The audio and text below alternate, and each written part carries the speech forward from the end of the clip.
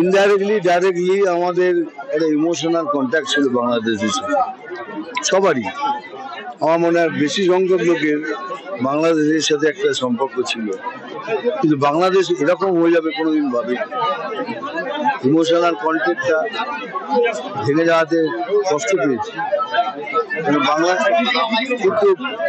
বাংলাদেশ এরকম হয়ে যাবে কখনো ভাবিনি। তারপরে যা সব কথাবার্তা শুনছি, টিভিতে দেখছি, যে যা পাচ্ছে তাই বলছে। তাহলে এক লাইন বলতে চাই, do not under estimate India. ভারতকে আন্ডার এস্টিমেট করবেন না। আর তৃতীয়, বাংলাদেশকে দেখে শিখতে হবে আমাদের, স্পেশালি আমাদের বাংলাকে শিখতে হবে।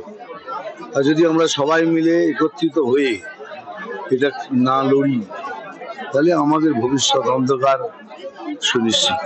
দুটো ঘটনা, একদিকে আজকে দিল্লিতে কয়েকজন আফগান নাগরিক ধরা পড়েছেন, তাদের দেখা গেছে মালবাজার লোকসভার ডকুমেন্টস, আইডেন্টিটি কার্ড আছে।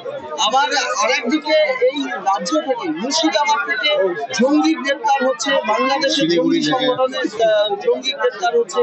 শহর কলকাতা থেকে গতকালকে আর্মস সহ বেশ কয়েকজন অ্যারেস্ট হচ্ছে। রাজ্যটা কি ভুয়ো পরিচয়পত্র? এটা তো হয়েই গেছে, এটার জন্য জবাব দেওয়ার কোনো প্রশ্ন রাখে না। Paschimbangla already in the down hill. এখন খালি আমাদের বাঁচতে হলে আমাদের সবাইকে একটা হতে হবে। এর জন্য কি প্রশাসন বা রাজ্য সরকার অ্যাডমিনিস্ট্রেশন দায়ী? ভুয়ো জিনিসের জন্য তাহলে কে দায়ী? আমি তো আর পারবো না যে ভুয়ো জিনিসটা।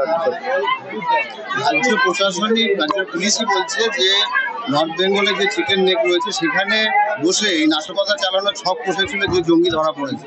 কি বলবেন? রাজ্য পুলিশই বলছে, গোয়েন্দা দপ্তরই বলছে। ভাই এ আর কি বলবো, ধরা পড়েছে তো, গুড নিউজ। আর এর আগে আমি কি করতে পারি, কি বলতে পারি? আমাদের তো সে পাওয়ার নেই।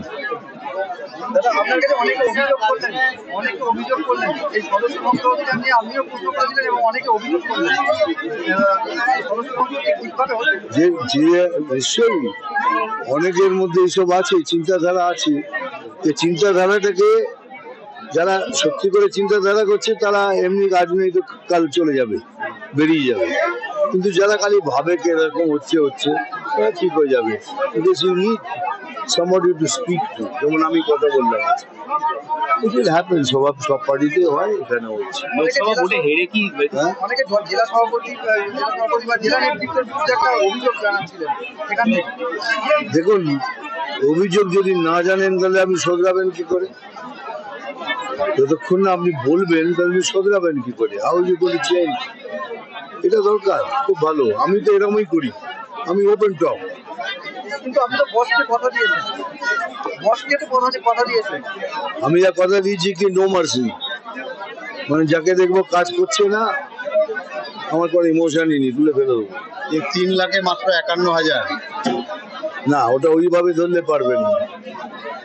ওটা আমাদের এটা কি জেনুইন মেম্বারশিপ, আগে সব ফেক মেম্বারশিপ হতো। ফেক মেম্বারশিপ হলে এখন 5 লাখ হয়ে যেত। ওটাকে 3 দিয়ে গুণ করুন, দেখবেন 1.5 লক্ষ হয়ে গেছে। যারা এই হুগলি লোকসভাটা যেটা ছিল, বিজেপির কর্মীরা কাজ করেনি বলেই কি হুগলি লোকসভাকে আবার কি এখানে আর কোনো, যতগুলো আমি দেখেছি, যতগুলো বিধানসভা আছে, যেখানে যেখানে সব কটা বিধানসভাতেই যেটা আছে, কিন্তু কিছু কিছু জায়গায় কিছু ভোটের জন্য লোকে হেরে গেল। আর এটা একমাত্র কারণ এই এক আর দুজনের মধ্যে কি বলে ওটাকে, দ্বন্দ্ব, গোষ্ঠীদ্বন্দ্ব, যেটা ভেরি ভেরি স্যাড নিউজ। 2026-এ কি হচ্ছে? 2026